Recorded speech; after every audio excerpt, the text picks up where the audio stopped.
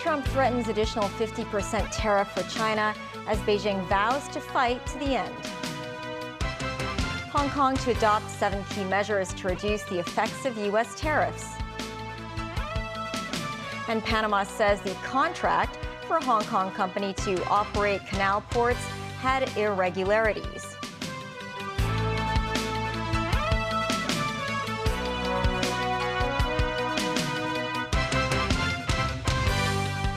Hello and welcome to TVB News. I'm Melissa Hekalea.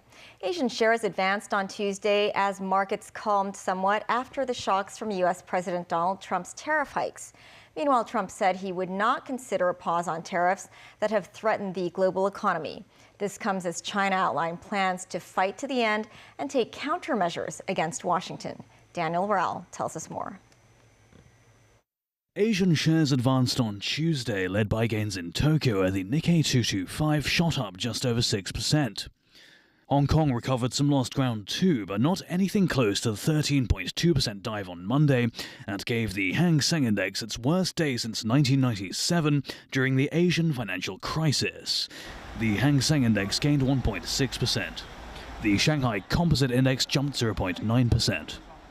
Still, analysts say markets are likely to remain turbulent as U.S. President Donald Trump continues his controversial tariff policy. Trump, however, said he would not consider a pause on the tariffs that have threatened the global economy, and he is confident they wouldn't push allies into forging stronger trading ties with China. He also said the European Union's 0-for-0 tariff offer to counter U.S. levies is not enough.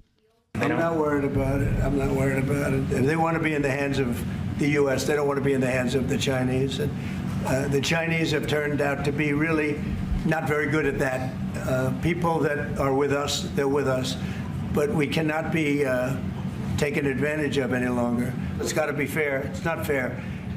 We have a deficit with the European Union of $350 billion.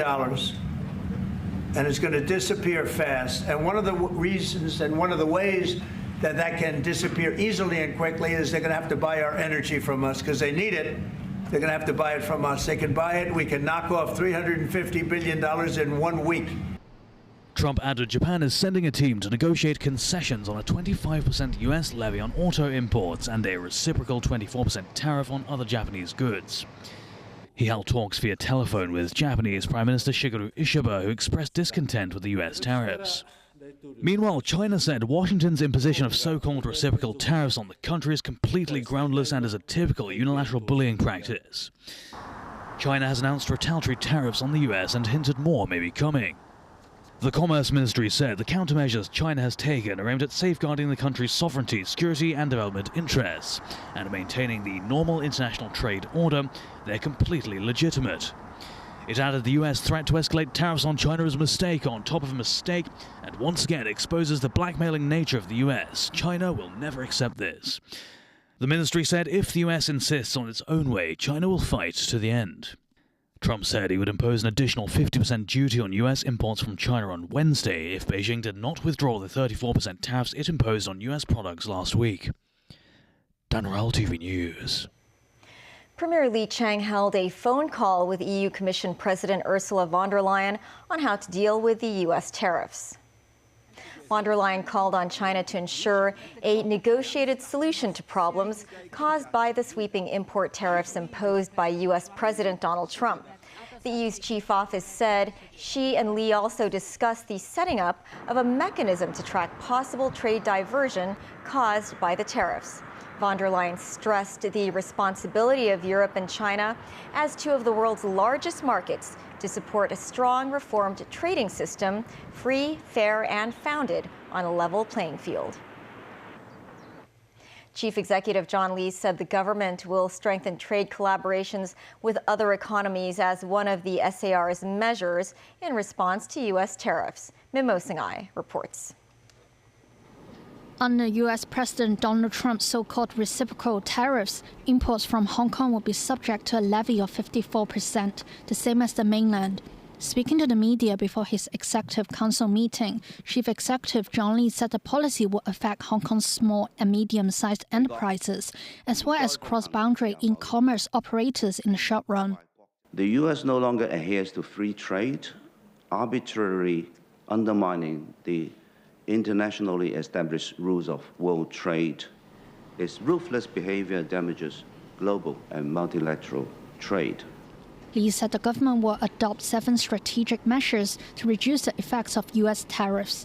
They include enhancing collaborations with other economies by signing more free trade agreements, grasping opportunities from the mainland's development, and speeding up Hong Kong's industrial transformation.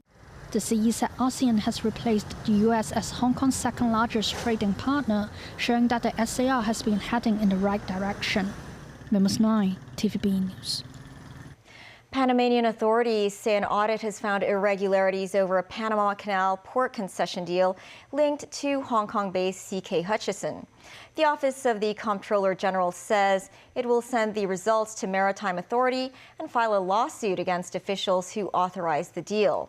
Analysts say the lawsuit could be a roadblock to BlackRock's attempt to buy most of CK Hutchison's global ports business, including 2 Panama ports. Danny Zhou has the story.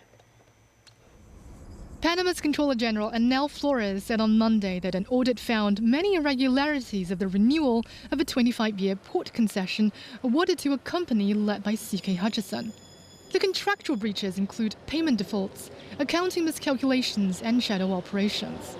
Flores pointed out the company did not receive the Comptroller General's approval in the contract extension and used tax-exempt subcontractors to reduce the amount it pays to the government. He said the audit revealed that Panama left $1.3 billion on the table, referring to tax incentives and benefits granted by the government. Panama Ports, a CK Hutchison subsidiary, won the concession to operate the Balboa and Cristobal ports at both ends of the Panama Canal in 1997. The concession was renewed for another 25 years in 2021. In recent months, U.S. President Donald Trump repeatedly threatened to take control of the interoceanic waterway by force if necessary to reduce China's clout in Latin America. Amid the pressure, the Panamanian government began the audit on the concession contract in late January. The country's Attorney General found the contract unconstitutional in February, and the case is still pending the Supreme Court decision. Washington is keeping a close eye on the issue as U.S. Deputy Secretary of State Christopher Landau discussed the importance of the ongoing audit with Panama's foreign minister. On Monday night, hours after the release of the audit, U.S. Secretary of Defense Pete Hegseth landed in Panama, his touchdown flanked by military guards. The Pentagon chief is expected to meet with Panamanian President José Raúl Mulino and defense leaders from other Central American nations who are attending a security conference in Panama City. While there, Hegseth will also visit the canal watershed and 2 U.S. military bases nearby. Danny Zhou, TVB News.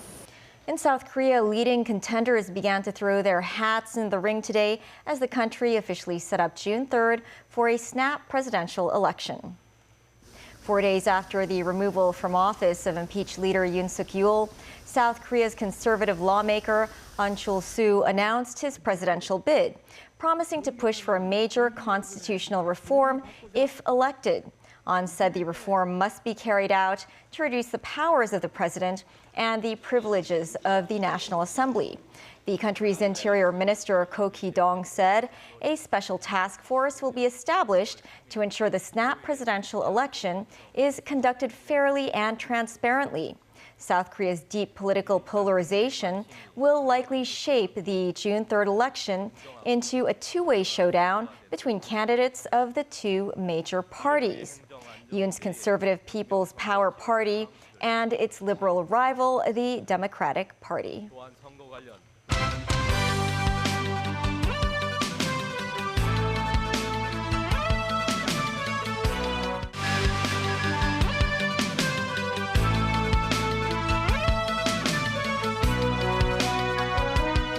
Welcome back. The Kai Tak Stadium is set to host its first international concert at 8 o'clock tonight, featuring British rock band Coldplay.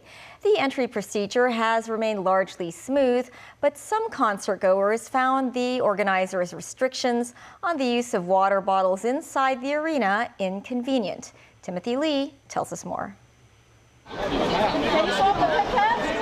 A few hours before the concert starts, organizers at the Kai Tak Stadium allowed those holding special upgraded tickets to enter the arena first to perform compulsory security checks.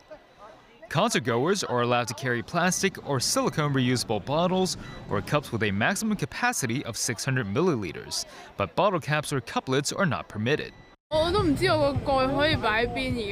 This woman says she didn't know where to put the lid of her cup, adding that it's inconvenient for her to just hold it throughout the concert. Like many others, she resorted to placing the cup lid on a metal rack outside the venue provided by organizers. Individual checks were usually completed within minutes. A fan said he did not have to queue and that the mandatory checks were quick. Inside the arena, crowds rushed to as close to the stage as possible, hoping to get the best view of the British superstars. Some mainland fans organized tour groups, with each person estimated to spend around $10,000 on food, accommodation, and souvenirs. This visitor from Dalian said he's pleased that a world-renowned band like Coldplay came all the way to China. Meanwhile, the MTR reminded revelers that the last trains departing for Lowu Station from Songwon-Toi and Kai Tak stations will leave at 10:59 and 11:01 p.m. respectively. Timothy Lee, TVB News. Our reporter Celine Chan has been in Kai Tak for much of the afternoon since fans have been arriving. So, Celine, what is it like out there right now? Yes, Melissa, the long wait is finally over, and today is the big day as British rock band Coldplay takes the stage here at the Kai Tak Stadium. So as we can see, lots of concert goers are still outside of the venue, queuing up to go through security checks to get into the stadium. Well, the show is set to begin in less than 20 minutes and will run until around 10 p.m. And the MTR said it would enhance services on the Tunma and East Rail lines this week to accommodate concert goers attending Coldplay's performances at the Kai Tak Stadium. Well, that's all the update just for now. Back to you at the studio. The government today welcomed 18 strategic enterprises to set up or expand their operations in the city. Over half of the companies specialize in cutting-edge technology, including artificial intelligence and big data. Mimo Singhai reports. A total of 18 strategic companies signed agreements to become partners of the SAR at the central government offices this afternoon. Among them, 14 are mainland companies which specialize in AI and big data, including Baidu Apollo International Limited, which launched a driverless taxi service in Wuhan, Hubei province in 2022. The company received a pilot license from Hong Kong authorities last year, allowing them to conduct tests for 10 self-driving vehicles in North Lantau. Helton New, Baidu Intelligent Driving Group's general manager of overseas business, said they hope to expand their autonomous driving trial tests in other parts of the SAR this year. Meanwhile, a US-based Web3 company explained the reason for expanding their business to the city.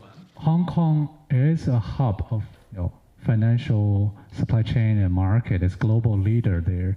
Hong Kong government is also promoting and really encouraging business development in this area.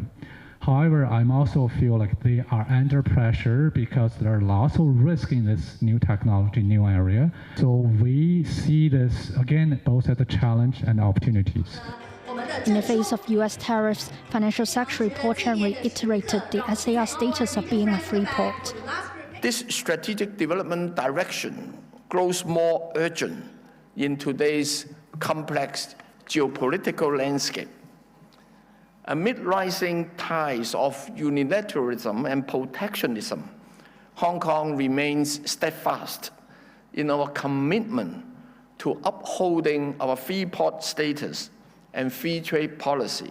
Paul Chan said Hong Kong had attracted over 80 key enterprises in the past 2 years and are expected to lure nearly $50 billion worth of investments in the future. Memos 9, TVB News. In other news, scientists have genetically engineered 3 wolves that may resemble the extinct dire wolves, according to the company that aims to bring back lost species.